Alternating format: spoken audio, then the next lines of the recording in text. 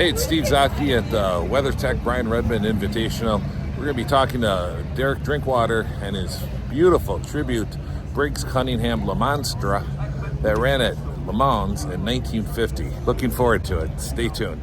Hi everybody, Guy Hobbs here at Road America for the wonderful Vintage Weekend, Brian Redman Vintage Weekend.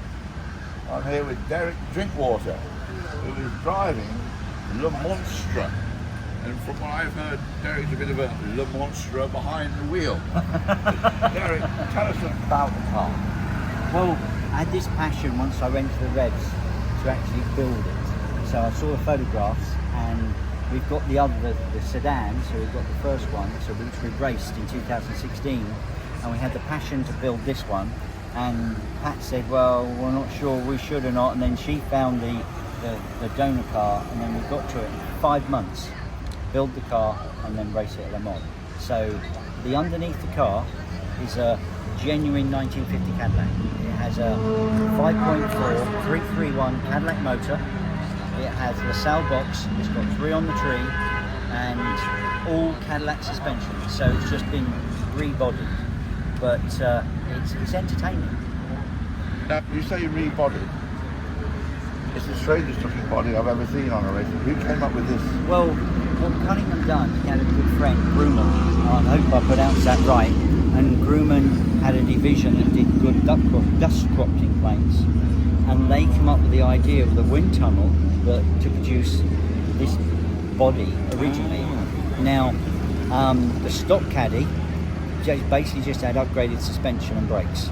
So this version had upgraded suspension, and when I say upgraded, they were from a truck, I believe, so that's what we call upgraded, not today's technology of upgrading.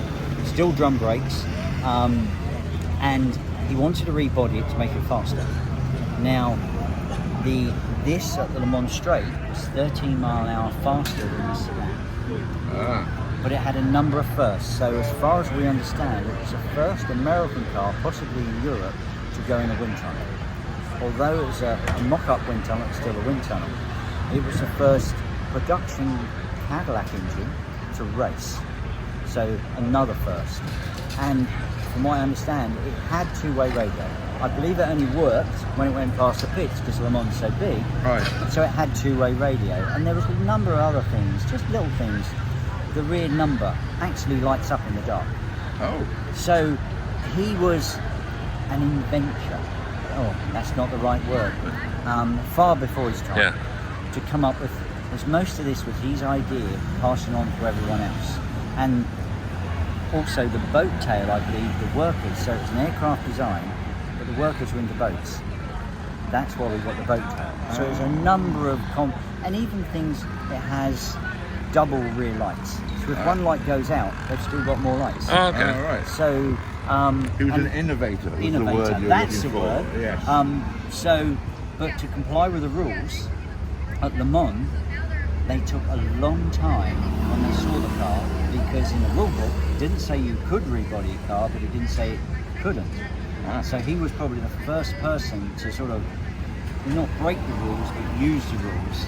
And the originals came 10th and 11th, so the Monstre come 11th. But what happened halfway through the race, prior to the race, he was supposed to take a shovel. Everyone took a shovel.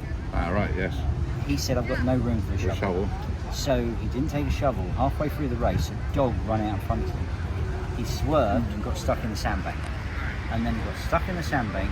The French public, because they were in love with the cars, wanted to dig him out. And he said, no, you're not digging it out, because I'll be disqualified. Right. So he spent either 30 or 33 minutes and also lost second gear.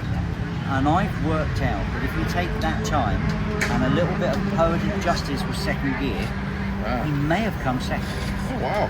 Which would have been quite for a big car. It weighs 3,700 pounds. I'll get it right, not in kilos. Yeah. 3,700 pounds, and it's on drum brakes. A whole 160 brake horse, but it has enough torque to drive a train. Wow. And drum brakes? On drum brakes. Oh my God. Yeah, and turn 5 yesterday, I was explaining to someone, I got in a little bit of an issue. So as I was braking, I sort of was on it a bit too much, and I was braking, then I was braking a bit more. Then I thought I was going to have a hernia. I was braking so hard, and then I was sideways, had one wheel left on the track, and I thought, you know what, I'm not going to do that again. Did you catch everybody by surprise because you're braking 300 yards ahead of everybody else? Well, we come up towards the start line, and I changed gear at the start line from second into third, and then as I get to the pit wall, and then you start braking. Oh my God! So everyone's braking like 200 or 300. I'm at 500, and I start testing the brakes at the pit wall just to make sure they're there, and then leave it for a little while longer, and then I'm on it. And I'm like, okay, hopefully I can get it in second gear because it's got the sail box, so it's 3 on the tree, and no synchro. So unless you scrub enough speed, you can't get it into second. Wow. And if you're desperate and you're hard on the brakes, if you take them off and then tap it again, you can lock the back axle up for the last resort to get into second. But rather not do that. Now you just shocked me. Yes. You said you're going to Daytona or Grand Laguna. Well, but you're actually going to do it in that. But what happened was yesterday, someone come up and he said, I understand you're driving. And he said, you need to explain that to me slowly. And I said, well, okay. The only form of transport we have is a Cadillac, the Monstre. That is our only car, and the Teardrop is where we stay. Occasionally we may stay in a hotel every other week or something, or a few days to get rid of the road dirt. But we are sleeping with a transmission, a LaSalle transmission, a differential. We've got our spare tyres, so we are on the road with the Monstre and the Teardrop, which is quite wild. Where do you go to fill it up with gas? What do they say when you pull into a gas station? We have to allow talk time. So we pull into a gas station. And while I'm going to pay, that talks to people, to have these people like flock to find out what it is. Because we have follow us on Facebook and Instagram on the side of the car, and they want to know. And then, first of all, they're shocked. It's like, it's a Cadillac. The original races them on, and then when we explain, they're like, wild to think the Americans first took 2 cars to race at Le Mans in 1950. So, and they're in love with the idea that we're driving this across, we've done coast to coast, and now we're going back coast to coast. And there was a chap that came up yesterday as well, and he said, he was English, and he said, I heard that there was someone driving a replica of the Monstre coast to coast, and he said he thought that the only people that probably would even dare to do that was an Englishman. and he said, I've met you, and he's right, and he's got to be someone, the only person that was mad enough to do it would be English. He's right. So we have to look, although we're racing it, we have to look after it, because on Monday we're taking Watkins Glen. Well, when Dad first started racing at Oxford Morris, he raced at Silverstone, drove the Oxford Morris to Silverstone, raced at Silverstone, decided on the way home that he should have a race with Bill Pinkley, put it in the ditch and rolled it into Morris' car. Because then we got the car home, and it was his dad's car to go to work on the Monday, and he had to explain to his dad. But that was all about 1950s racing. It was about having a car, driving it, and then racing. Right, exactly. You just stuck a number on the side and took the number off. Pretty cool. So we're blessed. So, obviously you enjoy Road America, but what about all the hospitality and the events going on around this race weekend?